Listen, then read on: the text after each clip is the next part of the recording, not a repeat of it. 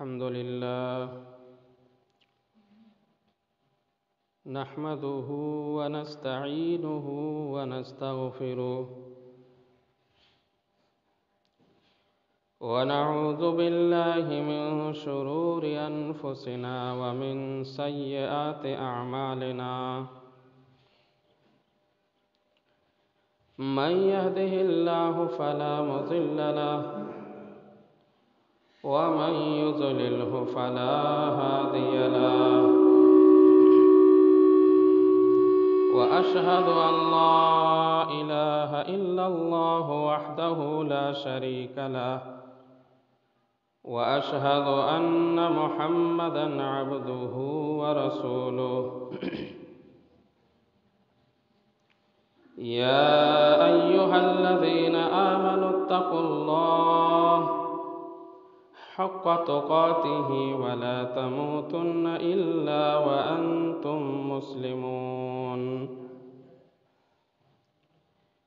يا أيها الناس اتقوا ربكم الذي خلقكم من نفس واحدة وخلق منها زوجها وبث منهما رجالا كثيرا ونساء واتقوا الله الذي تساءلون به والأرحام إن الله كان عليكم رقيبا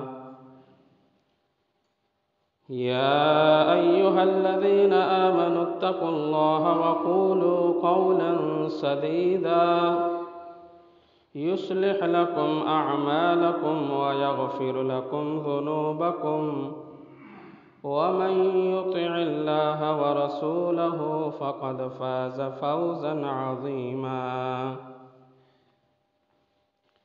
أما بعد فإن خير الحديث كتاب الله وخير الهدي هدي محمد صلى الله عليه وسلم وشر الأمور محدثاتها وكل محدثة بدعة وكل بدعة ضلالة وكل ضلالة في النار أعوذ بالله من الشيطان الرجيم بسم الله الرحمن الرحيم وعباد الرحمن الذين يمشون على الأرض هونا وإذا خاطبهم الجاهلون قالوا سلاما والذين يبيتون لربهم سجدا وقياما والذين يقولون ربنا اصرف عنا عذاب جهنم إن عذابها كان غراما إنها ساءت مستقرا ومقاما وقال النبي صلى الله عليه وسلم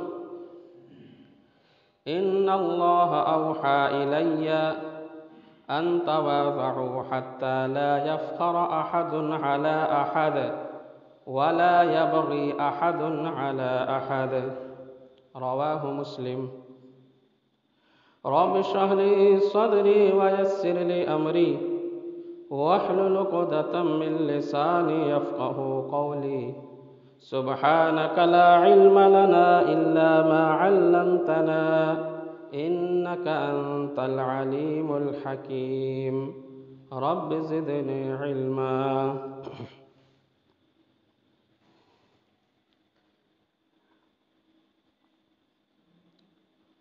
ہر قسم کی تعریف حمد و ثنا کبریائی و بزرگی اس وحدہ لا شریک کے لیے لائق و زیبا ہے کہ جس نے ہم تمام بنین و انسان کو اس دنیا فانی میں پیدا فرمایا اور انگنت بے شمار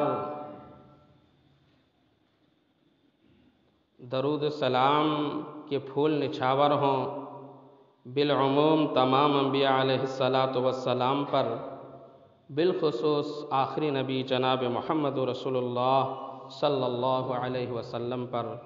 اللہم صلی وسلم وبارک علیہ۔ معزز سامعین کرام و حاضرین جمعہ، میں نے آپ کے سامنے سورۃ الفرقان آیت نمبر 63 سے لے کر 65 تک کی تلاوت کا شرف حاصل کیا ہوں، اور میں چاہتا ہوں کہ انہی آیتوں کے ضمن میں کچھ باتیں آپ لوگوں کے سامنے پیش کروں۔ سب سے پہلے آیت کریمہ کا ترجمہ سرسری طور پر سماعت فرما لیں۔ اللہ رب العزت ارشاد فرماتا ہے، وَعِبَادُ الرَّحْمَنِ الَّذِينَ يَمْشُونَ عَلَى الْأَرْضِ هَوْنًا وَإِذَا خَاطَبَهُمُ الْجَاهِلُونَ قَالُوا سَلَامًا۔ رحمان کے بندے وہ ہیں جو زمین میں عاجزی اور انکساری کے ساتھ، فروتنی کے ساتھ چلتے ہیں، اور جب بے علم لوگ جہالت کی باتیں کرتے ہیں تو ان کے سامنے سے وہ سلام کر کے گزر جاتے ہیں۔ وَالَّذِينَ يَبِيتُونَ لِرَبِّهِمْ سُجَّدًا وَقِيَامًا، اور وہ راتوں کو رب سبحانہ و تعالیٰ کے حضور میں سجدہ کرتے ہیں، قیام کرتے ہیں۔ وَالَّذِينَ يَقُولُونَ رَبَّنَا اصْرِفْ عَنَّا عَذَابَ جَهَنَّمَ إِنَّ عَذَابَهَا كَانَ غَرَامًا، اور وہ رب سبحانہ و تعالیٰ سے وہ دعا کرتے ہیں کہ ایک پاک پروردگار ہمارے اوپر سے جہنم کے عذاب کو ہٹا دے، کیونکہ اس کا عذاب چمٹنے والا ہے۔ إِنَّهَا سَاءَتْ مُسْتَقَرًّا وَمُقَامًا، کیونکہ بری جگہ ٹھہرنے کی اور رہنے کی بھی بری جگہ جہنم ہے۔ اس آیت کریمہ میں اللہ سبحانہ و تعالیٰ نے مومن کی صفت اور اوصاف بیان کیا ہے کہ ایک مومن کو کس طرح رہنا چاہیے، ان کی صفت کیا ہے۔ آج ہر انسان اپنے آپ کو مومن کہلاتا ہے، اگر وہ پنج گانہ نماز کی پابندی نہیں کرتا پھر بھی ان سے آپ سوال کریں تو وہ کہے گا کہ میں مسلمان ہوں، مومن ہوں۔ اور اگر کوئی شخص صرف جمعہ کی نماز تک ادا کرتا ہے، اس سے بھی آپ سوال کریں، وہ بھی اپنے آپ کو مومن کہلائے گا۔ اور یعنی کوئی بھی مسلمان، کوئی بھی شخص اپنے آپ کو یہ نہیں کہے گا کہ ہم مومن نہیں ہیں، مسلمان نہیں ہیں، ہم مسلمان ہیں، مومن ہیں۔ لیکن اللہ سبحانہ و تعالیٰ نے ان آیت کریمہ کے اندر مومن کی صفت بتایا کہ مومن کسے کہتے ہیں۔ فرمایا وَعِبَادُ الرَّحْمَنِ الَّذِينَ يَمْشُونَ عَلَى الْأَرْضِ هَوْنًا وَإِذَا خَاطَبَهُمُ الْجَاهِلُونَ قَالُوا سَلَامًا۔ رحمان کے بندے وہ ہیں جو زمین میں عاجزی اور انکساری کے ساتھ چلتے ہیں، فروتنی کے ساتھ چلتے ہیں۔ رحمان کے بندے وہ ہیں جو عاجزی و انکساری اپنے لیے لازم کر لیا ہو، اسے کہتے ہیں مومن۔ یہ مومن کے اوصاف ہے۔ اور مومن بننے کے لیے ایمان کا ہونا بہت ضروری ہے۔ اور ایمان کیا چیز ہے؟ آج بہت سے لوگ، خاص کر کے نوجوان لوگوں کو دیگر باتوں کے بارے میں ان سے آپ پوچھیں تو وہ فٹافٹ بتانا شروع کر دے گا، لیکن ایمان کے ارکان کیا ہیں، اسلام کے ارکان، یہ سب سوال کرنے کے بعد وہ اس چیز کا وہ جواب نہیں دے پاتا ہے۔ جائے بچوں کو یہ علم ہونا بہت ضروری ہے، لیکن بہت سے بوڑھے بھی لوگ ایسے ہیں اور بزرگ لوگ بھی ایسے ہیں جنہیں دین کی بنیادی باتیں بھی معلوم نہیں ہے۔ مومن تو کہہ لینا بہت آسان ہے، لیکن ایمان کی کتنے شاخیں ہیں، مومن کی کیا علامتیں ہیں؟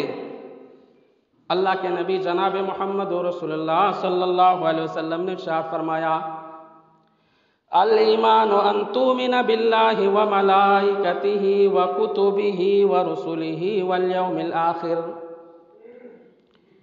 ایمان لاؤ، اللہ پر ایمان، اس کے فرشتوں پر ایمان لاؤ، اور اللہ سبحانہ و تعالیٰ نے جو کتابیں نازل کی ہیں ان کتابوں پر بھی ہمارا ایمان ہونا چاہیے، ورسولہ اور رسولوں پر ایمان ہونا چاہیے، والیوم الآخر اور قیامت کے دن پر ہمارا ایمان ہونا چاہیے، اور اچھی بری تقدیر پر بھی ہمارا ایمان ہونا چاہیے۔ ایمان کے ارکان 6 ہیں، لیکن ایمان کی شاخیں 70 سے زیادہ ہیں۔ ان تمام چیزوں پر ہمارا ایمان ہونا چاہیے، لیکن موٹی موٹی جو چیزیں ہیں یہ 6، ان پر ہمارا مکمل طور پر ایمان ہونا چاہیے، تب جا کر ہم مومن بن سکتے ہیں، تب جا کر ہم اللہ والے بن سکتے ہیں۔ الایمان ان تؤمن باللہ، اللہ پر ایمان لاؤ۔ ہم اللہ پر کیسے ایمان لائیں؟ ہم مسجد میں آتے ہیں عاجزی و انکساری کے ساتھ، اللہ سبحانہ و تعالیٰ کے سامنے ہم اپنے گناہوں سے نادم اور شرمندہ ہوتے ہیں، اللہ سے توبہ و استغفار کرتے ہیں مسجد کے اندر، لیکن وہی شخص جب مسجد سے نکلتا ہے تو دنیاوی معاملات میں وہ پھنس جاتا ہے، آپسی لین دین میں کا جب معاملہ ہوتا ہے تو پھر وہ اللہ کو بھول جاتا ہے، پھر وہ لوگوں کے ساتھ دغا بازی کرنا شروع کر دیتا ہے۔ یہ کیا؟ مسجد میں آئیں تو آپ متقی کہلائیں، مسجد میں آئیں تو آپ پرہیزگار کہلائیں، لیکن جب آپ مسجد سے باہر جائیں پھر اللہ کو بھول جائیں، یہ کون سی مومن ہے، یہ کون سی مسلمانیت ہے، اور یہ کون سے ایماندار ہیں؟ بلکہ الایمان ان تؤمن باللہ، اللہ پر ایمان لاؤ، مسجد میں آئیں پھر بھی اللہ پر، اللہ کا خوف ہونا چاہیے، اللہ کا تقوی خشیت الہی ہمارے اندر ہونا چاہیے، باہر میں رہیں پھر بھی اللہ سے ہم ڈرتے رہیں، گھر میں رہیں پھر بھی ہم اللہ سے ڈرتے رہیں، اور آپسی لین دین اور خرید و فروخت کا معاملہ ہو اس وقت بھی ہم اللہ سبحانہ و تعالیٰ سے ڈرتے رہیں۔ یہ ہے ایمان۔ الایمان ان تؤمن باللہ وملائکتہ، اور اس کے فرشتوں پر ایمان لاؤ۔ اللہ سبحانہ و تعالیٰ کے بہت سے فرشتے ہیں جن کے تعداد اللہ سبحانہ و تعالیٰ کے علاوہ کوئی نہیں جانتا، لیکن جو مشہور فرشتہ ہے ان پر ہمارا ایمان ہونا چاہیے۔ حضرت جبرائیل علیہ السلام، حضرت میکائیل علیہ السلام، حضرت عزرائیل علیہ السلام اور حضرت اسرافیل علیہ السلام۔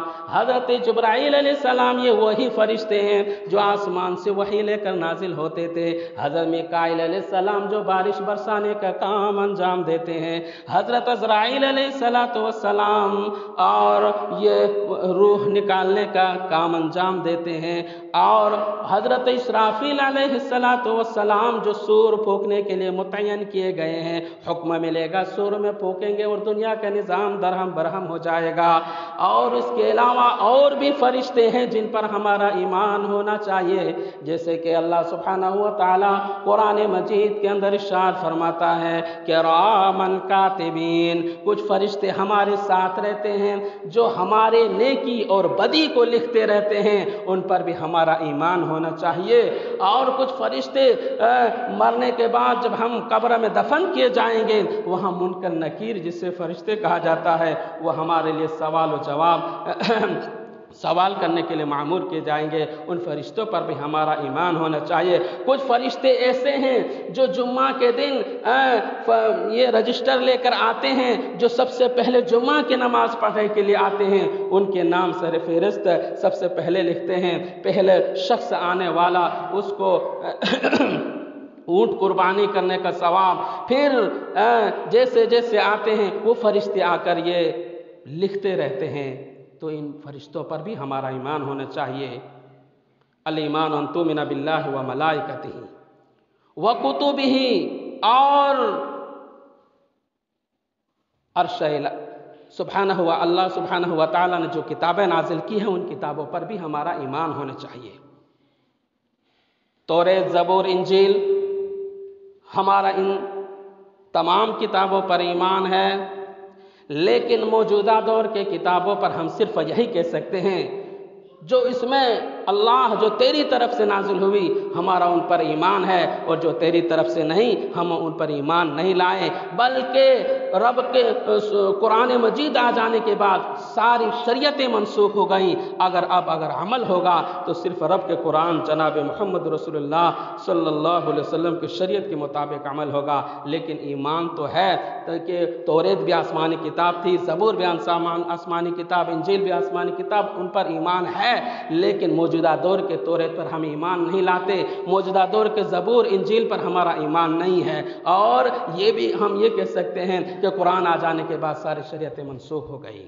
کتابوں پر ایمان لاؤ، ورسولہ، اور رسولوں پر ایمان لاؤ۔ کم و بیش 1,24,000 پیغمبر اس دنیا کے اندر آئے، ہمارا ایمان ہے، لیکن مشہور نبیوں کا جو تذکرہ قرآن مجید میں ہے 25 یا 26 کا ذکر ہے، جن پر اللہ سبحانہ و تعالیٰ کا ارشاد فرمایا ہے، اور ہم تمام مومنوں کا، تمام مسلمانوں کا ہمارا اس پر ایمان ہے۔ ان تؤمن باللہ و ملائکتہ و کتبہ و رسلہ والیوم الآخر، اور آخرت پر ایمان لاؤ، آخرت پر ایمان لاؤ، قیامت کے دن پر ایمان لاؤ۔ ہر ایک مسلمان جانتا ہے کہ ایک دن اس دنیا کا نظام درہم برہم ہو جائے گا۔ حضرت اسرافیل علیہ السلام اللہ کے حکم سے سور میں پھونکیں گے، دنیا تباہ و برباد ہو جائے گا، پھر دوبارہ سور پھونکیں گے، لوگ زندہ ہوں گے، حشر کے میدان میں کھڑے ہوں گے، اللہ سبحانہ و تعالیٰ اس سے حساب لے گا۔ والیوم الآخر، اور آخرت پر، قیامت کے دن پر ایمان لاؤ، اور والقدر خیر شرہ، اور تقدیر پر ایمان لاؤ۔ ہمارے اوپر کوئی مصیبت پریشانی آ رہی ہے تو ہم یہ سمجھے کہ ہمارے تقدیر میں یہ لکھی ہوئی تھی۔ اللہ سبحانہ و تعالیٰ ارشاد فرماتا ہے، ما اصاب من مصیبت فی الارض الا فی انفسکم الا فی کتاب من قبل ان نبرأها ان ذلک علی اللہ یسیر، کہ ہماری تقدیر میں یہ چیز لکھی ہوئی تھی۔ تو ایمان کی یہ 6 ارکان جو ہیں، ان پر ہمارا ایمان ہونا چاہیے، اور جاننا بھی بہت ضروری ہے۔ صرف ہم دعویٰ کر لیں کہ ہم مسلمان ہیں، ہم مومن ہیں، تو یہ کافی نہیں۔ اسی طریقے سے دین کے بنیاد 3 چیزوں پر قائم ہے، ایمان، اسلام اور احسان۔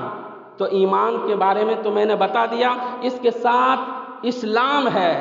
بہت سے لوگ اسلام کے ارکان کو بھی، بہت سے لوگوں کو نہیں معلوم کہ اسلام کے کتنے ارکان ہیں۔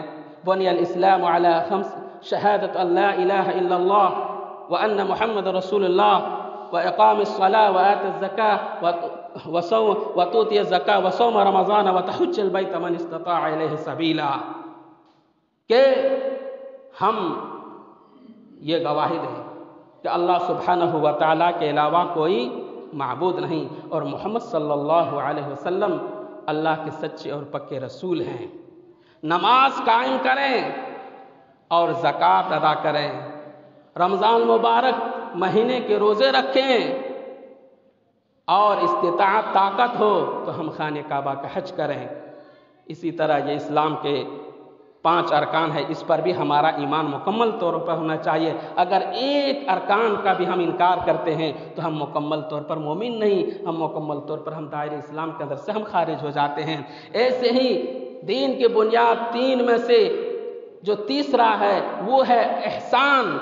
ہم اللہ سبحانہ و تعالیٰ کی عبادت ایسے کریں گویا ہم اللہ کو دیکھ رہے ہیں۔ الاحسان ان تعبد اللہ کأنک تراہ فإن لم تکن تراہ فإنہ یراک، کہ احسان یہ ہے کہ ہم اللہ سبحانہ و تعالیٰ کی عبادت ایسے کریں جیسے کہ ہم اللہ سبحانہ و تعالیٰ کو ہم اپنے آنکھوں سے دیکھ رہے ہیں، اور اگر ہم نہیں دیکھ رہے ہیں تو ہم اپنے دل سے یقین کریں کہ وہ اللہ سبحانہ و تعالیٰ ہمیں دیکھ رہا ہے۔ یہ ہے، ان چیزوں پر ہمارا ایمان ہو تب جا کر ہم مکمل طور پر ایمان کے دائرے میں آ سکتے ہیں، تب جا کر ہم مکمل طور پر ہم مومن کہلا سکتے ہیں۔ اور اللہ سبحانہ و تعالیٰ 18واں پارہ سورۃ المومنون کے اندر ارشاد فرماتا ہے قد افلح المومنون، تحقیق کے مومن لوگ کامیاب ہو گئے، الذین هم فی صلاتهم خاشعون، جن لوگوں نے نماز میں خشوع خضوع اختیار کیا، والذین هم عن اللغو معرضون، لغویات باتوں سے منہ موڑ لیا جن لوگوں نے۔ قد افلح المؤمنون الذین هم فی صلاتهم خاشعون، جن لوگوں نے نماز میں خشوع خضوع اختیار کیا۔ مومن کی صفت بتا رہا ہے اللہ سبحانہ و تعالیٰ، جنہوں نے نماز میں خشوع خضوع اختیار کیا۔ جو خشوع کے معنی ہوتے ہیں قلب و جوارح کی یکسوئی اور انہماک، یعنی جب کوئی شخص نماز کے اندر کھڑا ہو تو دنیاوی خیالات اور شیطانی وسوسات کو اپنے دل کے اندر داخل ہونے سے اپنے دلوں کو محفوظ رکھے، اللہ کی عظمت ہو ان کے دلوں کے اندر، اللہ کی اور وہ سعی کوشش کرے بال وغیرہ اور کھیل کود کپڑے وغیرہ نہ سدھارے، بلکہ عاجزی و انکساری کے ساتھ وہ اللہ سبحانہ و تعالیٰ کے سامنے کھڑے ہوں۔ یہ ہے خشوع۔ والذین هم عن اللغو معرضون، جو لغویات سے منہ موڑ لیتے ہیں۔ لغو، ایک مومن ہو لغو باتوں میں وہ کبھی نہیں رہ سکتا ہے، لغویات سے ان کا کوئی واسطہ مومنوں کے اندر ہو ہی نہیں سکتا۔ ہم مومن ہیں، ہم پرہیزگار ہیں، ہم اللہ والے ہیں، پھر ہمارے اندر بے حیائی ہو یہ کیسے ممکن ہو سکتا؟ ہم مومن ہیں، ہمارے اندر لغویات چیزیں ہمارے اندر موجود ہوں یہ ہی نہیں ہو سکتا ہے۔ اور یہ لغو کے معنی ہوتے ہیں کہ ہر وہ کام جس سے انسان کا دنیاوی اور اخروی نقصان ہو، دنیاوی اعتبار سے بھی وہ نقصان میں ہو اور آخرت کے اعتبار سے بھی وہ نقصان میں ہو۔ مثال کے طور پر آپ لے لیجئے کہ آج بہت سے نوجوان کھیلوں میں مشغول ہیں، ہم معاشرہ اور سوسائٹی کا جائزہ لیتے ہیں اور نہ جانے کیسے کیسے کھیلوں میں مشغول ہیں۔ ظہر کا وقت آ گیا، مؤذن اذان دے رہا ہے حی علی الصلاۃ حی علی الفلاح، لیکن اذان کا کوئی پرواہ نہیں، نماز کا کوئی پرواہ نہیں، عصر کے بھی اذان، اس کے بھی کھیلوں میں مشغول ہے، نماز کا کوئی پرواہ نہیں۔ یعنی دینوی اعتبار سے بھی نقصان اور دنیاوی اعتبار سے بھی نقصان میں کیسے ہیں کہ ایک شخص گھر والا اپنے بیٹے کو تلاش کر رہا کہ بیٹا کہاں گیا ہے، پتہ چلتا ہے فلاں جگہ کھیل میں مشغول ہے۔ اس کا باپ کہتا ہے کہ گھر میں ابھی میرا بیٹا لڑکا رہتا تو یہ فلاں کام ابھی باقی تھا، یہ کام کو انجام دیتا، لیکن کھیل میں مشغول ہے، گھر کے کام بھی ٹھپ ہو جاتا ہے۔ اور یعنی نقصان دنیاوی اعتبار سے بھی ہے اور اخروی نقصان۔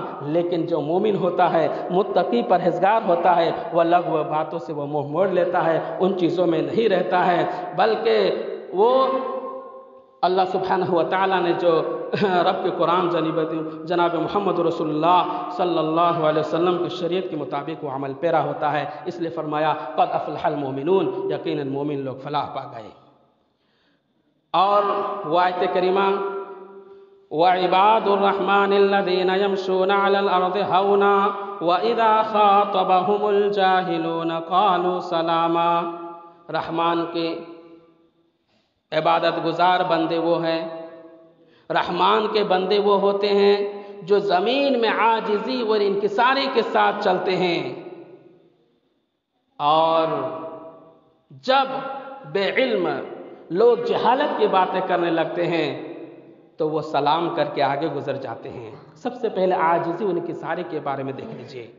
عاجزی و انکساری یہ بہت پسندیدہ شے ہے، اللہ سبحانہ و تعالیٰ کو بہت زیادہ محبوب ہے کہ لوگ اپنے دوسرے سے اپنے آپ کو کمتر سمجھے، گھمنڈ تکبر اس کے اندر نہ ہو۔